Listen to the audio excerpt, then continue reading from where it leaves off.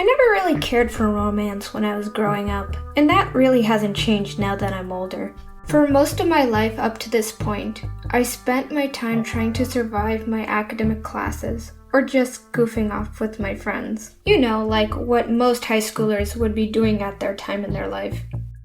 It also didn't help that my mom had this strict, no dating policy.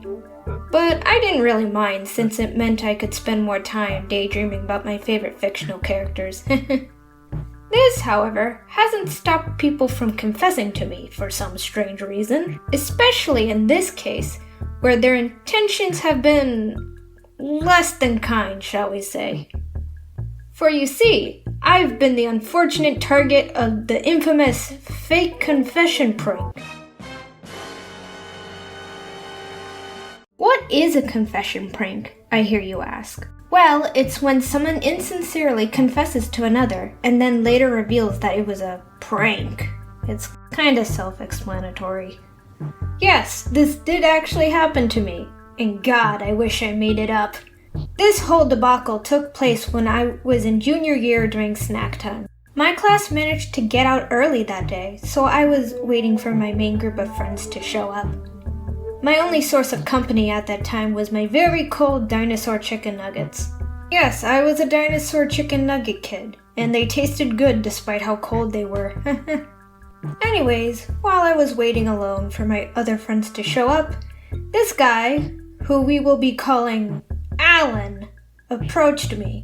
Now this guy was a well-known troublemaker that hung around the popular clique at the time, and unfortunately for me, this isn't the first time they've tried to rope me into their shenanigans.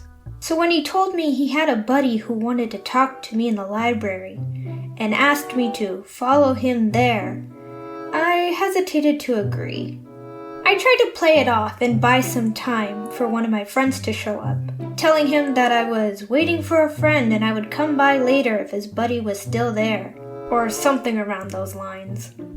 But he seemed strangely insistent that I go to the library at that very moment to talk to his buddy.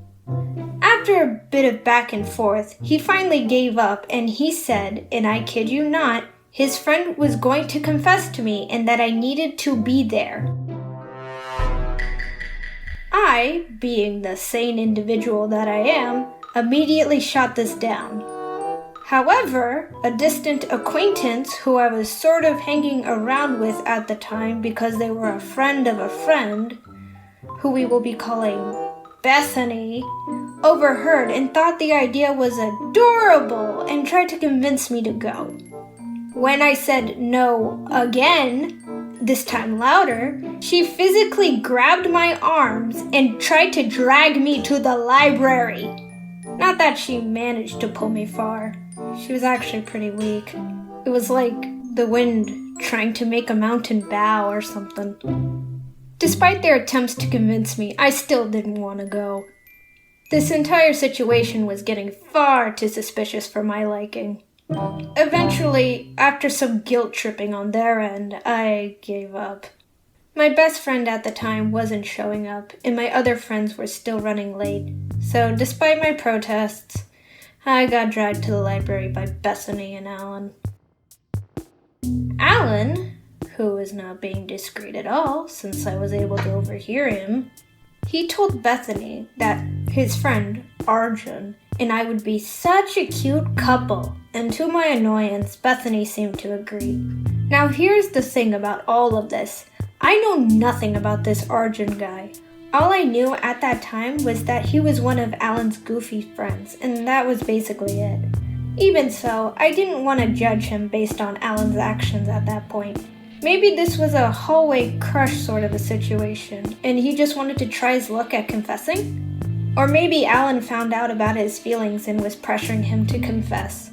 Regardless of his circumstances, I was planning on just letting him down gently and explaining that I wasn't really interested in a relationship at that point, or ever. When we finally reached our destination, I noticed that Arjun was standing near the center of the library area, and Alan was trying to push me to go to where he was. If I'm being honest, I kinda just stared at Arjun while he was talking, since I noticed he looked kind of nervous about what was going on. Just as I was about to turn him down, I noticed a group of boys to the left of him. They were whispering amongst themselves and holding their phones. I don't really know what possessed me at that moment, but for some strange reason, I felt like they were pointing their camera at me and they were recording my reaction to everything. And at that point, I tensed up. I didn't know what to do. It felt like everyone's eyes were on me. I felt trapped.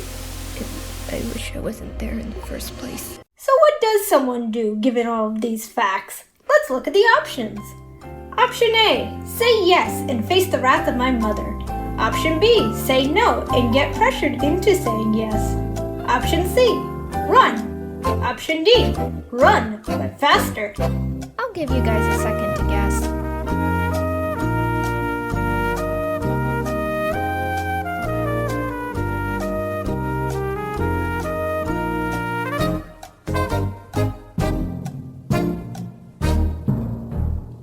If you picked option D, you were correct.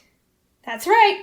I, deciding the situation wasn't worth sticking around, decided to bolt the out of there. I didn't even explain myself to Arjun. I just ran. When Bethany tried to stop me, I simply told her that I saw a group of boys with their phone cameras out recording me and I didn't feel like staying anymore.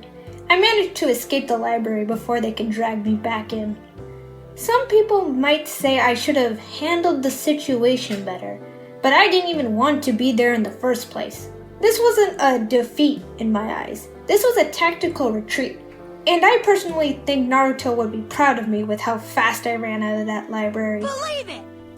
Thankfully, I managed to find one of my other close friends in the nick of time and just used her as a meat shield for the rest of snack. When I explained to her what had happened to me, she told me that it sounded like I was a victim of a confession prank. And guess what? It turns out she was right, because Arjun came to talk to me near the end of snack time and told me this was a confession prank that Alan planned. And he apologized on his behalf. But at that point, I was too exhausted from the entire experience to care. Later on, I jokingly told my best friend about what had happened when she finally showed up from class after all of this took place. She got so upset, she decided to glare at Alan for the rest of snack, and that was a bit of comfort for me. The experience was comical in hindsight, but being dragged into this situation quite literally wasn't fun, like at all. A prank or a joke is only funny if everyone knows it's a joke, but for me it felt like I was the joke. I barely even knew the guy who was confessing to me.